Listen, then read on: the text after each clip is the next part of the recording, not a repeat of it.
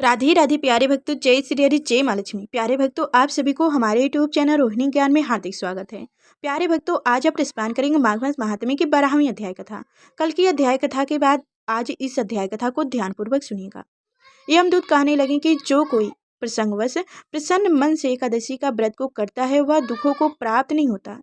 मास की दोनों एकादशी भगवान पद्मनाभ के दिन है। जब तक मानुष इन दिनों में व्रत नहीं रखता, उनके शरीर में पाप बने रहते हैं। हजारों अस्त्र मेघ, सैकड़ों विजय पेय यज्ञ एकादशी व्रत की 16वीं कला के बराबर भी नहीं है। एकादशी के दिन व्रत करने से 11वें इंद्रियों से किए सब पाप कट जाते हैं। गंगा, गया, काशी, पुष्कर, कुरुक्षेत्र, यमुना, चंद्रभागा कोई भी एकादशी के तुल्य नहीं है। इस दिन व्रत करके मनुष्य अनायास ही वैकुंठ लोक को प्राप्त करता है। एकादशी को व्रत और रात्रि जगराता करने से माता पिता और स्त्री के कुल की 10 पीढ़ियां उद्धार पाती हैं और वह पीताम्बरधारी होकर भगवान के निकट रहते हैं। बाल, युवा और वृद्धा सब तथा पापी भी व्रत करने से नरक में नहीं जाते। यमदूत कहते हैं कि हे वेश्य, मैं सूक्ष्म तुमसे नरक से बचने का धर्म कहता हूँ।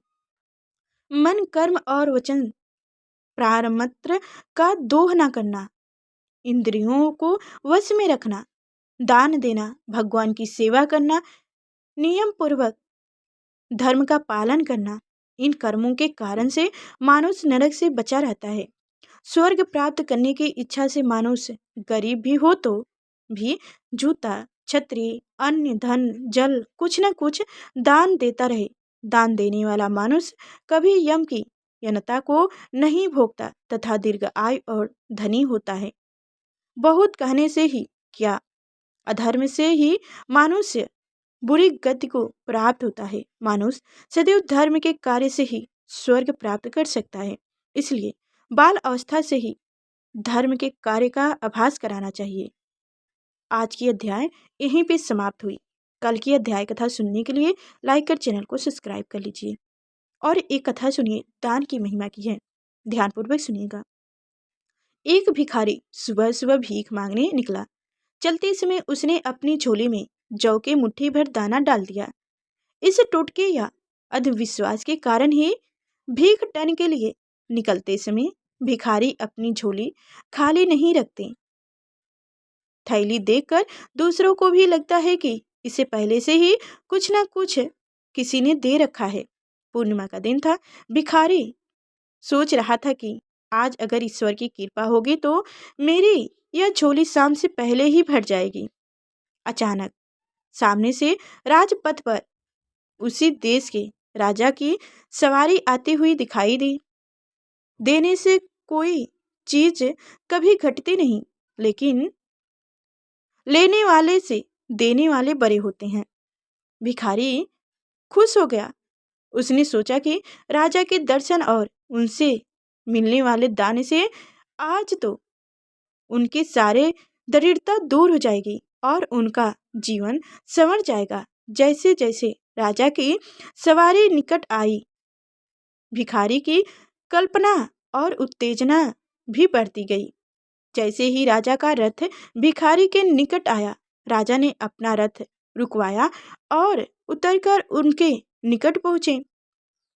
भिखारी की तो मानो सांस ही रुकने लगी, लेकिन राजा ने उसे कुछ देने के बदले उल्टे अपनी बहुमूल्य चादर उनके सामने फैला दी और उससे भीख की याचना करने लगा।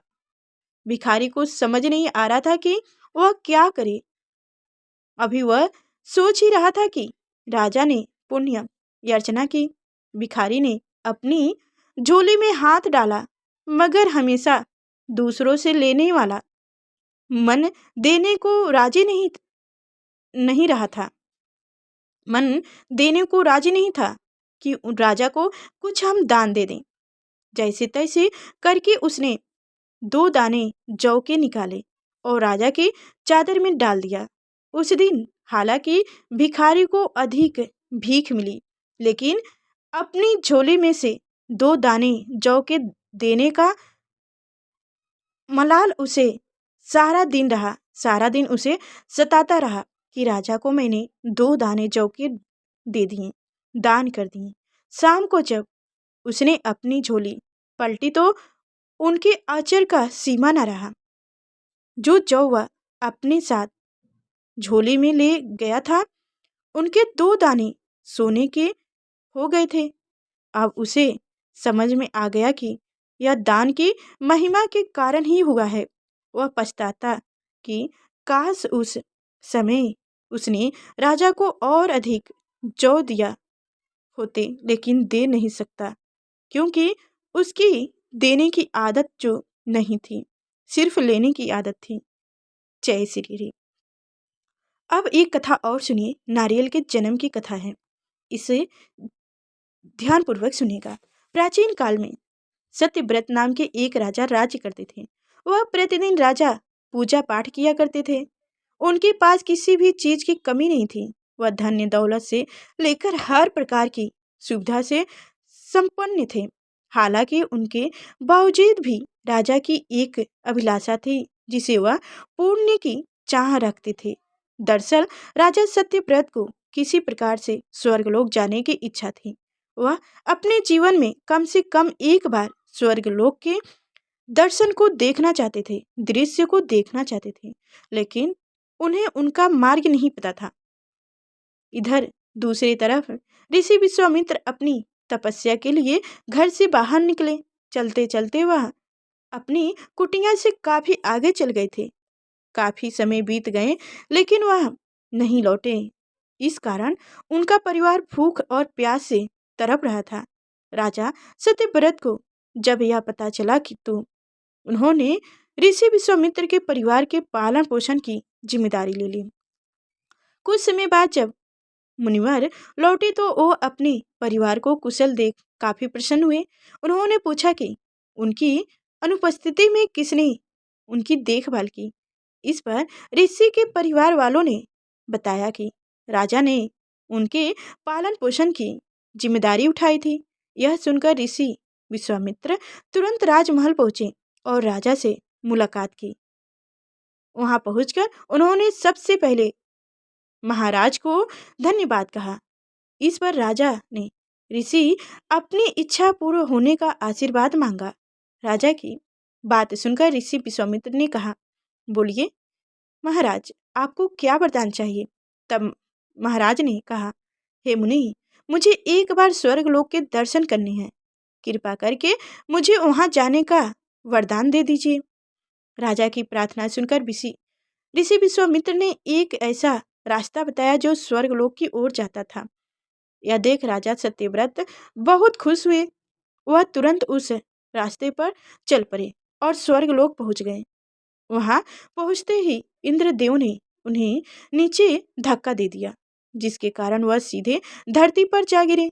राजा ने सत्यव्रत ने तुरंत सारी घटना ऋषि विश्वामित्र की बताई।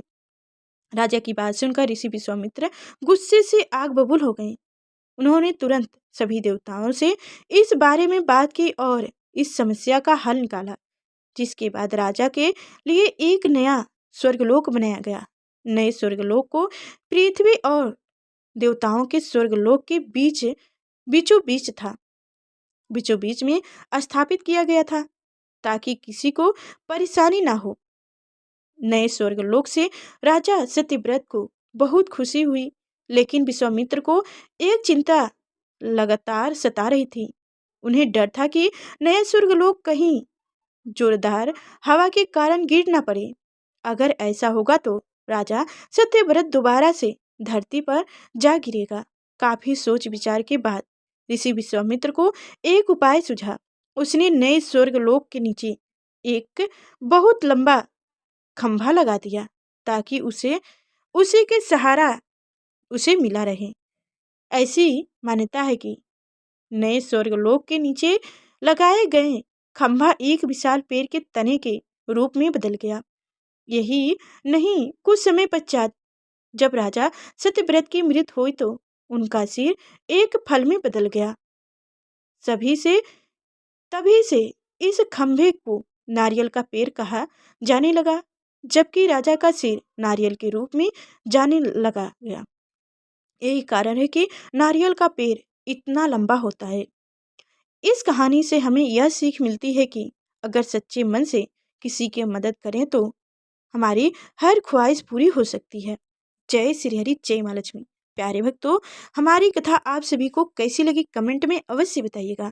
और अभी तक हमारे चैनल को सब्सक्राइब नहीं किए हैं तो सब्सक्राइब करके बेल आइकन की घंटी दबा दीजिएगा और कमेंट में जय श्री हरि जरूर लिखिएगा। प्यारे भक्तों, आप सभी से रिक्वेस्ट है कि अगर कोई भी आप लोग की सुझाव हो तो ज़रूर हमें बताइएगा।